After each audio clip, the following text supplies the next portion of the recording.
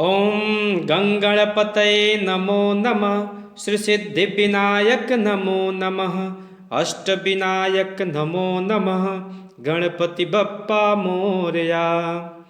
आज हम संकष्टी गणेश चतुर्थी व्रत के बारे में चर्चा करेंगे कि गणेश संकष्टी जो व्रत है कब करना है, उसका चंद्रोदय कब होगा और गणेश भगवान की विधिवत पूजन कैसे करें, अर्घ कब दें, चंद्रोदय कब होगा, ये सारी जानकारी मैं आप सबके सामने साझा करूंगा।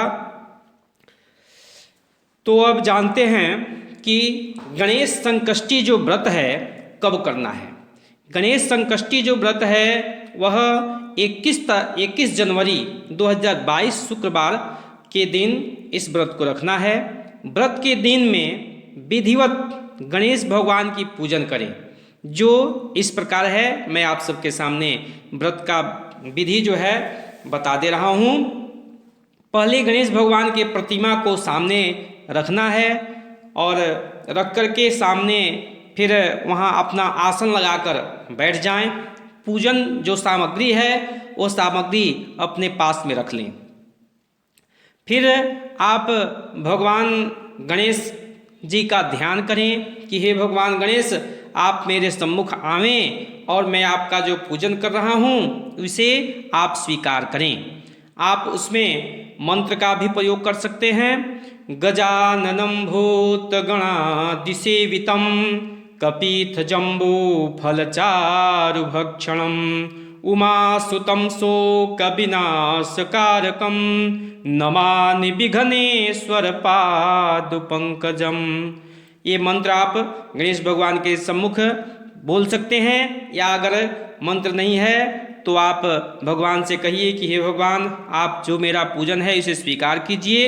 और 4 बार भगवान के सम्मुख जल छोड़ना है, जल चढ़ाना है। उसके बाद पंचामृत चढ़ाना है, फिर जल चढ़ाना है और पीला वस्त्र आप भगवान गणेश के ऊपर चढ़ावें। फिर उसके बाद मौली जो रक्षा सूत्र होता है उस मौली में से थोड़ा सा लेकर के चढ़ाना है। फिर जनेव अगर है आपके पास तो जनेव चढ़ावें, या फिर मौली में से तोड़ करके एक बार चढ़ा दें। फिर जल चढ़ावें, फिर चंदन लगावें भगवान गणेश को। चंदन लगाने के बाद फिर अक्षत चढ़ावें। अक्षत के बाद पुष्प चढ़ाना है। पुष्पमाला अगर है आपके पास तो माला पहनावें गणेश भगवान के। मूर्ति जो रखे हैं सामने या फोटो है उसमें माला पहनावें। लेकिन आप हर प्रयोग के बाद आप ओम गंग गणपतये नमः, ओम गंग गणपतये नमः बोलते रहेंगे, उच्चारण करते रहेंगे।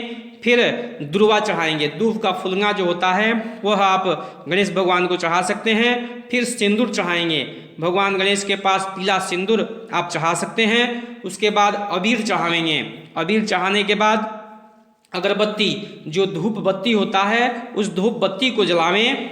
फिर जो दीपक जला लें और दीपक भी भगवान गणेश जी के पास दिखावें।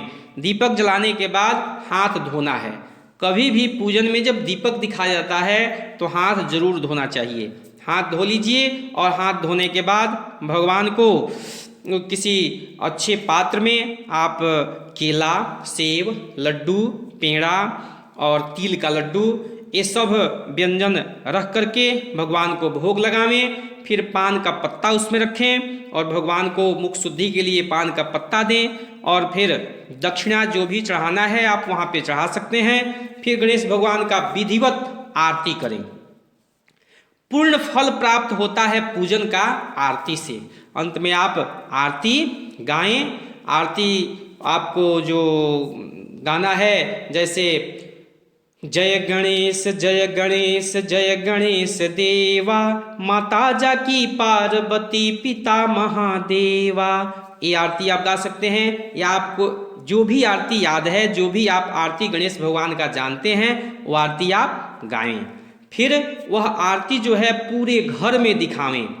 तब आरती को अपने पूरे परिवार को बोलिए कि आप सब ये आरती भगवान गणेश का आरती है, इसे लीजिए। सब लोग अपना आरती लेंगे और आप भी आरती लीजिए।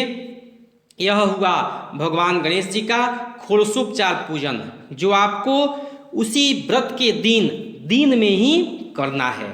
फिर रात्रि में आपको चंद्रोदय का इंतजार करना है। चंद्रोदय कब होगा और चंद्रमा को आप अर्घ कब देंगे?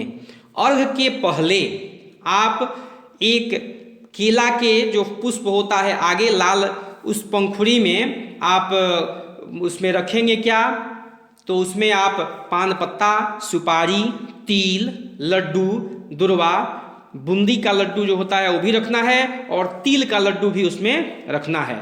फिर उसमें पैसा रखेंगे और चंद्रोदय का इंतजार करेंगे कि चंद्रोदय हो रहा है तो हम भगवान चंद्रमा को अर्घ देंगे।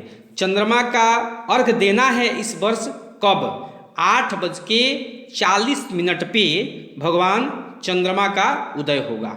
उसी समय आपको चंद्रमा का अर्घ देना है। हो सकता है कि चंद्रमा अब की बार दिखाई न दें कि मौसम खराब चल रहा है। अगर दिखाई देते हैं तो बहुत अच्छा है, अगर नहीं दिखाई देते हैं तो उस समय से 2-4-5 मिनट विलंब करके आप अर्घ दे सकते हैं। दूध से, गाय के कच्चा दूध से अर्घ देना है और अर्घ के बाद आप भगवान वहाँ पे अर्घ दे लें और फिर भगवान गणेश जी का विधिवत पूजन करें, भगवान चंद्रमा का विधिवत पूजन करें।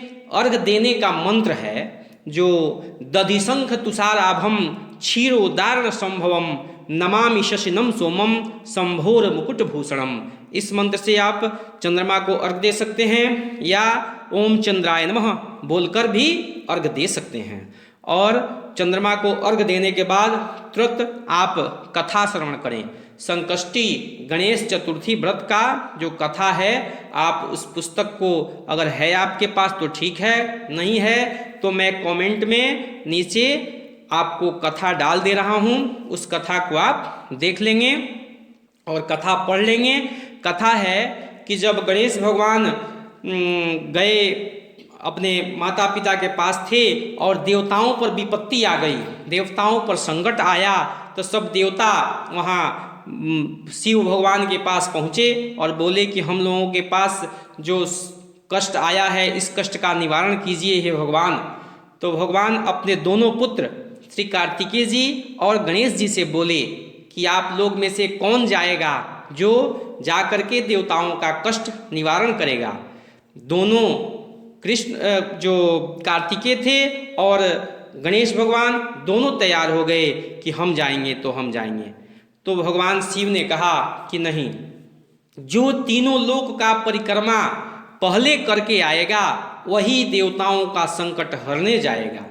फिर कार्तिकेय बात सुनते ही अपने मयूर पे सवार होकर के परिक्रमा करने निकल पड़े। यहाँ पे श्री गणेश जी अपने मन में विचार किए कि मेरा सवारी जो है मूषक है और मैं इस मूषक को लेकर के जाऊंगा तो मैं परिक्रमा पूरा नहीं कर पाऊंगा। फिर वे क्या किए कि अपने माता पिता को ही परिक्रमा करके वहाँ खड़ा हो गए। तब तक कार्तिकेय जी अपना पूरा परिक्रमा करके आए और बोले कि हम जा रहे हैं देवताओं का कष्ट निवारण करने के लिए। फिर गणेश जी से पूछा गया कि आप क्यों नहीं गए? तो गणेश जी ने कहा कि माता पिता जो है सब तीर्थ धाम और तीनों लोकों का मालिक माता पिता को माना गया है, इसलिए मैंने अपने माता पिता का परिक्रमा किया, इसलिए मैं तीनों लोकों का परिक्रमा कर गया हूँ। तो सब देवता भी सहमत हुए उनके बात से और भगवान शिव ने आदेश दिया कि ठीक है तो आप ही जाइए, जाकर के देवताओं के कष्ट को निवारण कीजिए। तब से भगवान शिव बोले कि इस दिन चतुर्थी को जो भगवान गणेश का विधिवत पूजन करेगा और चंद्रमा को अर्घ देगा उसे धन ऐश्वर्य की कमी नहीं होगी और कभी भी संकट नहीं आएगा। इसलिए यह व्रत उसी दिन से किया जाने लगा। तो आप सब यह कथा श्रवण करें और कथा सुनने के बाद अपने जो सदस्य हैं घर के सभी सदस्य को प्रसाद दें, प्रसाद वितरण करें। फिर प्रसाद वितरण करने के बाद आप फलाहारी करें। फलाहारी में जो फल है उस फल को सेवन करें और फल खाने के बाद आप अगले दिन सुबह सूर्योदय के बाद पारण करें, विधिवत सूर्योदय के बाद पारण करें, तब जा करके आपका जो संकष्टी चतुर्थी व्रत है वह पूर्ण होता है। तो ऐसे ही गणेश भगवान सभी का कष्ट हरते रहें और ऐसे ही मेरा भी मंगल कामना है।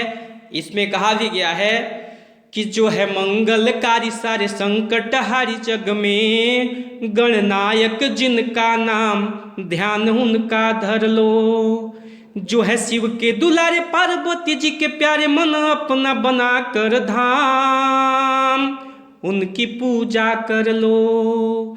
जो है संकट हारी सारे मंगलकारी जय हो, गणनायक जिनका नाम ध्यान उनका धर लो। ऐसे ही संकष्टी गणेश चौथ व्रत के करने मात्र से आपका सब संकट दूर होता है। जय श्री गणेश। इसी कामना के साथ आपका समय शुभ हो।